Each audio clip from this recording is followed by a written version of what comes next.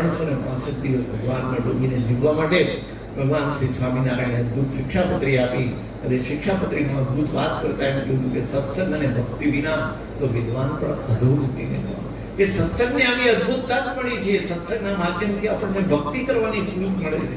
એ ગુરુ હરિ સ્વામીશ્રી આપણને અદભુત પરંપરામાં પ્રગટ ગુરુ હરિ પ્રેમ સ્વરૂપ સ્વામીની મહારાજનો યોગ આપ્યો અને એટલા માટે 1978માં મંદિરનું ખાતમુહૂર્ત કર્યું. એ 27 ડિસેમ્બરે ધનારકમાં કર્યું, ધનુર્માસમાં કર્યું.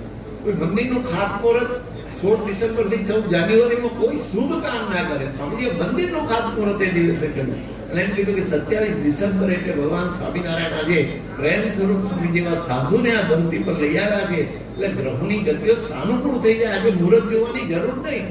દશેરાએ જે મુહૂર્ત લઈ લેવાનું, જેને આપણે એમ કહીએ કે ભાઈ